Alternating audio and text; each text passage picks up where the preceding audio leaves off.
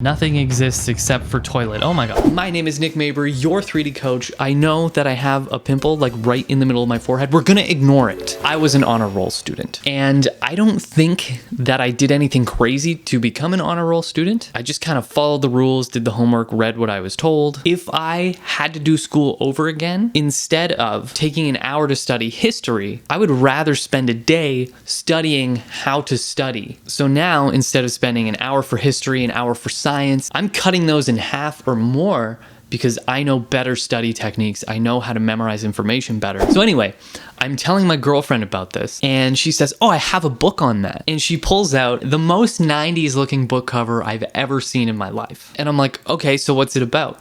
She's like, I have no idea. She got it for free and she never read it. Well, I did read it, and let me tell you, Emma, you made a big mistake. This is gold. This guy here, Harry Lorraine, he might sound a little crazy, but this stuff's really good. I memorized a bunch of US presidents, which I never did because I'm not in America. I am in America's hat, Canada. I thought Abraham Lincoln was your second president. I really thought that. So anyway, to get back at you, today, we're going to learn 5 prime ministers of Canada because nobody knows them. Canadians don't even know them. We know the first one. That's it. Now, that's an example. After you learn how to do it and we memorize those, you can memorize whatever the heck you want to memorize because you're going to know how to memorize things. This isn't a video about prime ministers, it's a video about how to memorize stuff. Memorizing facts and numbers is hard, and that's because it's not important to our brains. We have caveman brains. So when you think about how we memorize things now, which is like you pick up words and you read them over and over and over again, hoping that they get into your brain, it's kind of silly. So we're gonna conjure up some wacky images to help us remember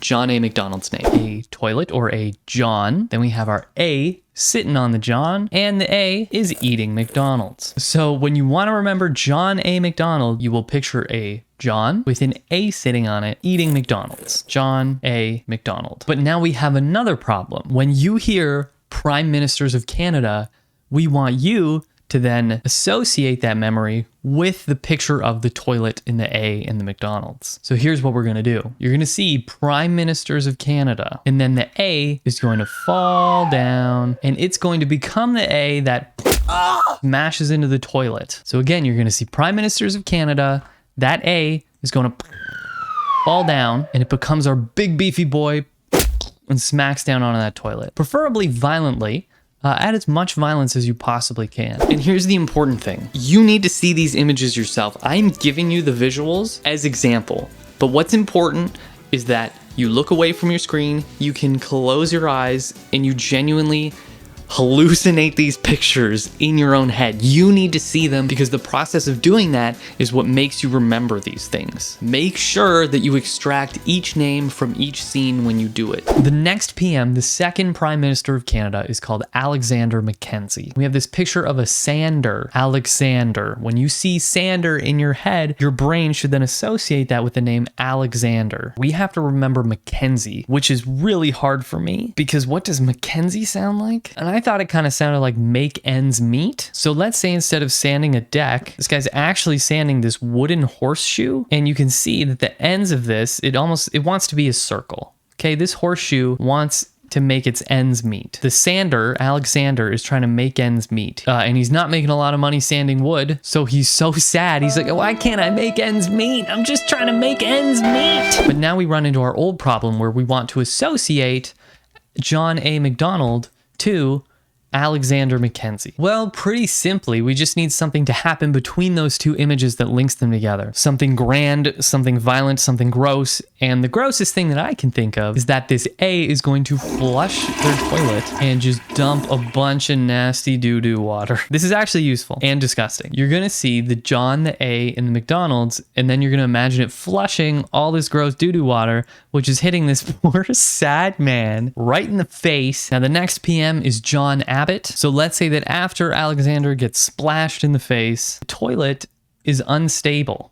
It is not a stable toilet, and it falls. Let's say it falls and it crashes down and just totally squishes Alexander. Nothing exists except for toilet. Oh my god. Enter Abbott. Abbott has a sweet 6-pack abs, potentially an 8-pack. Abbott does not like toilets. So Abbott is going to enter the scene. Abbott's on the scene and he's upset and he just totally pushes it. So we have the John and we have Abbott. We have John Abbott. Abbott then pushes the toilet out of frame. We're gonna follow that. We're gonna follow the toilet as the toilet flies through the air. Well, this is a really nice scene. Here's a father and son. The next prime minister, the next PM, is called John Thompson. But I don't see the John in this picture. There it is. It broke through the window. And the father sees this. And the father is very upset that his window is broken. In fact, he is so mad that he stomps his son, who is now just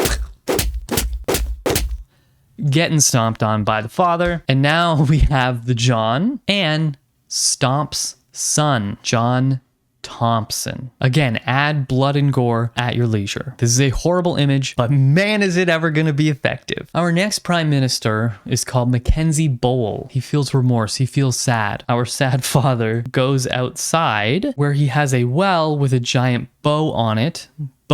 Well, and he's so remorseful and he says to himself, I just wanted to make ends meet. We can give him a little necklace of that horseshoe to remind you that the horseshoe means you want to make ends meet. Mackenzie, make ends meet, Bowell. In the morning when you wake up, run through that sequence again. You are laying there hallucinating vividly about this crazy story that we made up. Review it for as long as you need to know it. If you keep doing that, in time, you're going to internalize that. It's going to actually get into your head. Numbers are much harder to learn because there's no words and stuff associated with them. But the most important thing to remember here is that you need to come back next week. So hit subscribe and I'll see you then. Thanks for watching.